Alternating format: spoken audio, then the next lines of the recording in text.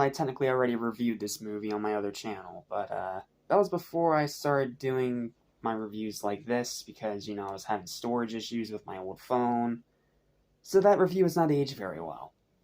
So, naturally, I decided since the sequel is out now, but I'm not going to review it right away because I need some time off, okay? Like, you're going to get this review, and you're going to get a review of an actual new movie that I saw yesterday. That's not this, and that is not 28 years later, okay? Need a little bit of a break. You will get those reviews when I get some time, okay? As for now, let's talk about this movie, and why I still think it is a genuinely great horror comedy. Yes, this is a horror movie. I know it doesn't look like it on the surface with all the TikTok influences and all that crap, but this is a horror movie. It's from Atomic Monster, it's from Blumhouse, it's got gore, it had an unrated version on its physical copy release. This is a horror movie. And even 2 years later, I'm still proud to say it is a pretty damn good one. So, let's talk about it, why it works so well. That way, if I end up not liking M3GAN 2.0 because it's going in a completely different direction, I have some extra material to use to tear that to freaking pieces. So, here we go. What's up, what's happening, what's going on, everybody? Welcome back to Mr. Station. We're searching for anything and everything mission, including TV and movies and killer dolls, and of course, horror movies. I'm your local horror nut, Jackson Small. Welcome to my review of M3GAN, a 2023 Blumhouse horror comedy that was originally PG-13, but later got a super gory, uncut, unrated version that was released on physical media and digital. And I can see why it was made into PG-13, get the teen demographic in there and everything, but I'm just going to say, there is no better way to watch this movie than watching the unrated version. Yes, it is because I'm a gore hound and I am that petty. So, without further ado or delay, let's talk about this movie in a review that's not long, but I tried to detail as much as I could. So, here we go. Here's my spoiler-free review for M3GAN. Yes, spoiler-free, even though it's been 2 years. Deal with it. That's how I do my reviews. I hope you enjoy. Here we go. The textbook definition of a pleasant surprise, and even now a mere 2 years later, it is still surprising how great it is as a horror comedy, which is a lot harder to do than you might think. I went in with very low expectations back in 2023 because of both the cringy TikTok influences, especially that dance from the trailer just blowing up out of nowhere, and Blumhouse very rarely making anything good anymore.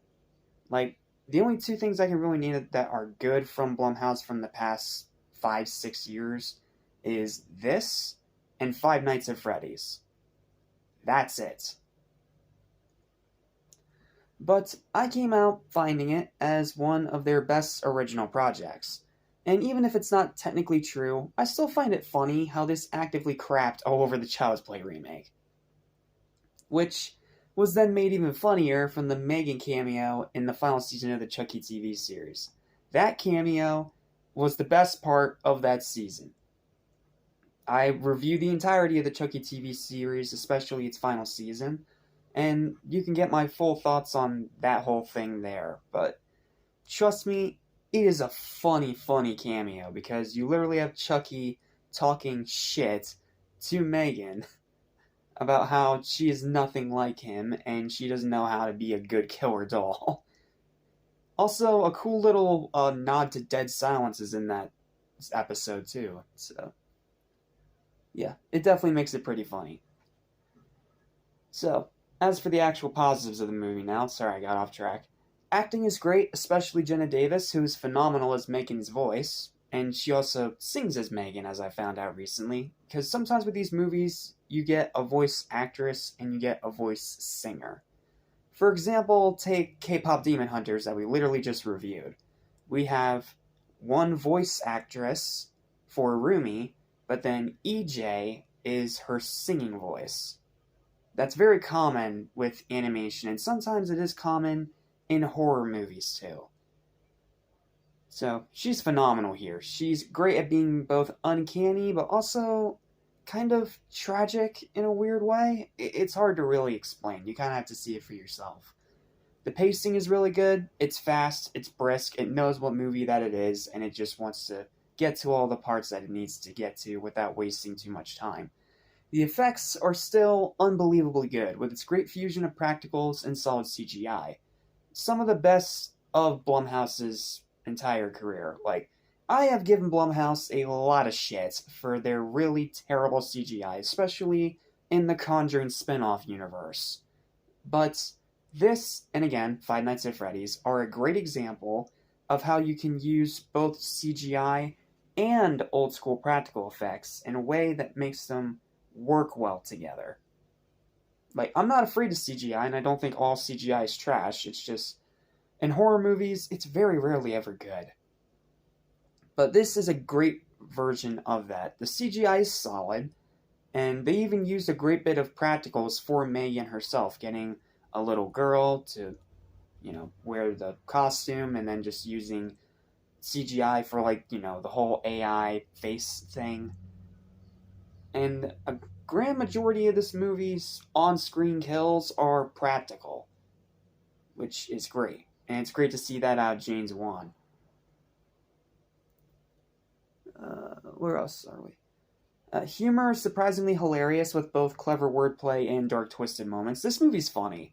Like, not in a cringe way, just in a genuinely funny way. Like, sometimes you get some clever wordplay or some random insult that spouts out of M3GAN's mouth, or sometimes you just get some really dark comedy. And if you know me, I love dark comedy when it's done right. The kills and gore in the unrated version are brutal and very bloody. Look, I get why they censored it in its theatrical release to make sure that it could actually appeal to the PG-13 crowd, which is usually the downfall of a grand majority of Blumhouse's original projects. Truth or dare, I'm looking at you. But here, it actually works, and they made up for it later by having that unrated version with its release on home media. So, they did it right for once. I really wish that they did the same for Five Nights at Freddy's, because I think that could have been great if it was given the unrated treatment, but still, that movie's kills are still great, especially the one where the girl gets chopped in half by Freddy. That's a pretty freaking great kill still. And here, the kills in here, even when they were censored, they were still pretty brutal. Like, the power hose melting off someone's face, or someone getting a really bloody throat slit. Like, yes, there is some off-screen kills, but there is a surprising amount of on-screen ones, too, and they're pretty freaking brutal. In the way that you want to be for a horror movie, especially a slasher. Which, yes, this technically counts as a slasher. The runtime is brisk. It's one of the shortest movies in Blumhouse's filmography. The final act is a ton of fun. It gives you everything that you want with the main character and M3GAN going at it. And then throwing in a bunch of other stuff that they built up throughout the movie with background details and all that other stuff. It was just really fun, good shit, okay? Rewatchability is almost on the level of Purge Anarchy, which I still think is the best movie Blumhouse has done. Yes, even better than Five Nights at Freddy's. I do really enjoy that movie that much.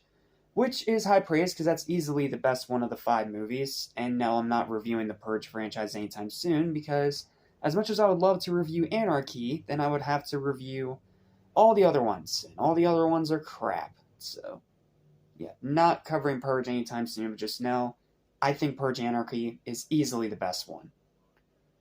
The tone is a perfect balance of campy and creepy. I mean, slashers, some of their DNA is built on being campy. I mean, Friday the 13th, hello. But it also does a great job, also, like the best of Friday the 13th movies, of also having that creepy atmosphere. Sure, it's not really scary per se, but it's just uncanny enough to leave you unsettled. Not to mention, this is one of those times Blumhouse actually did not over-rely on freaking jump scares for once. Thank you. Do that more often, please.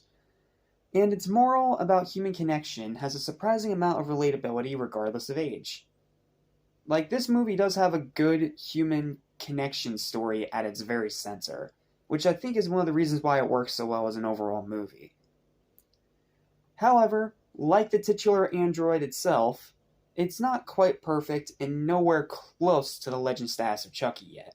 Yes, it's not a fair comparison because Chucky's been around for, 3-4 decades now? But my point is, killer doll-wise, Chucky still reigns supreme. That ain't never gonna change. Some of the jokes are hit or miss. There are some times where there is that cringe humor you expect from a Blumhouse movie, but it's not to the point of, making you cringe so hard your spine cracks, like most Blumhouse movies do.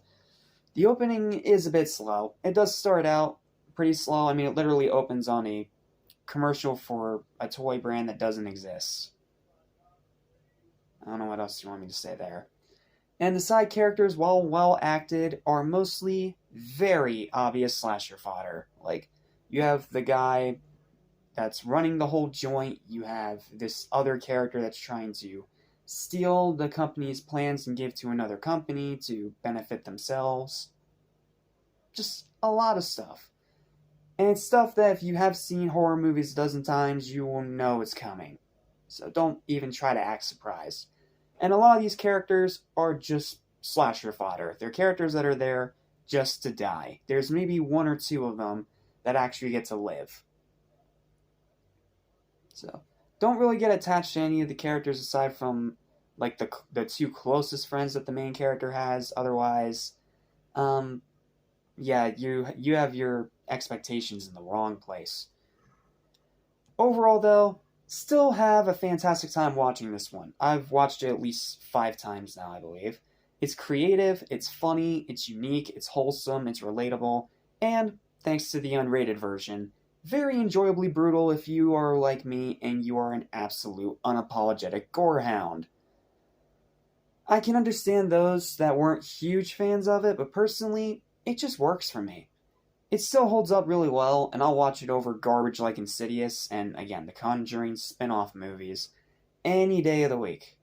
And that is why its final verdict is still a 9 out of 10. It is still a great movie, and I still highly recommend it if you love horror comedies.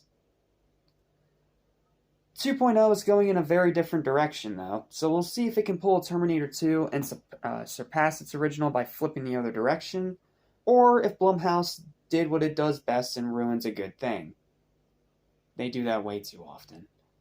But like I said, I'm not going to review M3GAN 2.0 right away because after this next review I gotta do for an actual new movie, I need a break. So, it's going to be a bit before the M3GAN 2.0 review, and yes, that means you're going to have to wait longer for the 28 years later review. Sorry. I just need a break, man. I just have a lot of stuff going on. I need a break. Well, that's it. That's all I've got for M3GAN. Thank you guys so much for watching. Please don't forget to like, share, and subscribe for more videos like this almost every single day. Feel free to let me know in the comments down below your thoughts on this movie. And if you want your spoiler-free thoughts on M3GAN 2.0 if you've seen it. Because it seems like one of those movies that's going to be very, very divisive. Because I heard Cody Leach had a good time with it. And then I heard Angry Joe freaking hated it. So, I don't know. We shall see which side of the fence I fall on whenever I get around to it. But until then, I'll see you in the next review. Take care, my fellow horror maniacs.